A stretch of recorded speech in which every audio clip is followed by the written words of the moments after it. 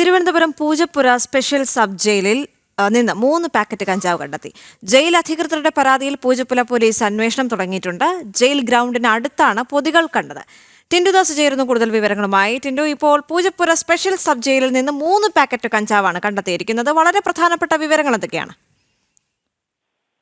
ദേവിക, ഇന്ന് വൈകുന്നേരം കൂടിയാണ് പരിശോധനയിൽ 3 പാക്കറ്റ് കഞ്ചാവ് തിരുവനന്തപുരം പൂജപ്പുര സെൻട്രൽ ജയിലിന്റെ ഗ്രൗണ്ടിന് സമീപത്തായിട്ട് കണ്ടെത്തിയത്. ഇതിൽ ഈ കഞ്ചാവ് ജയിലിലുള്ള അന്തേവാസികൾ ഉപയോഗിക്കുന്നതാണോ എന്നൊരു സംശയം നിലനിൽക്കുന്നുണ്ട്. ആ ഒരു സാഹചര്യത്തിൽ കൃത്യ വിവരത്തിന്റെ അടിസ്ഥാനത്തിലായിരുന്നു പരിശോധനകൾ നടത്തിയത്.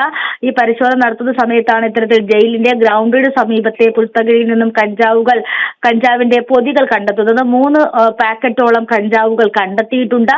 ഇത് ആരുടെ പക്കൽ നിന്നാണ് അവിടെ എത്തിയത് എന്നുള്ള കാര്യത്തിൽ വ്യക്തതയില്ല. സംഭവവുമായി ബന്ധപ്പെട്ട ജയിൽ അധികൃതർ അന്വേഷണം ആരംഭിച്ചിട്ടുണ്ട്. ഇന്ന് വൈകുന്നേരത്തോടു കൂടി കിട്ടിയ വിവരത്തിന്റെ അടിസ്ഥാനത്തിലായിരുന്നു പരിശോധന. ജയിലിൽ മറ്റിടങ്ങളിലും ഇത്തരത്തിൽ പരിശോധനകൾ നടത്തിയിട്ടുണ്ട് എന്ന് നമുക്ക് മനസ്സിലാക്കാൻ സാധിക്കുന്നു. ജയിലിനകത്തേക്ക് കഞ്ചാവ് എത്തിച്ചത് ആരാണെന്നോ അല്ലെങ്കിൽ അതുമായി ബന്ധപ്പെട്ട CCTV വിവരങ്ങളോ ഒന്നും ഇതുവരെ ജയിൽ ഉദ്യോഗസ്ഥർക്ക് ലഭിച്ചിട്ടില്ല. എന്തായാലും നിലവിൽ ഇപ്പോൾ ഉപേക്ഷിക്കപ്പെട്ട നിലയിലാണ് കഞ്ചാവ് കണ്ടെത്തിയത്. പരിശോധനകൾ പുരോഗമിക്കുകയാണ്. ദേവിക. ശരി.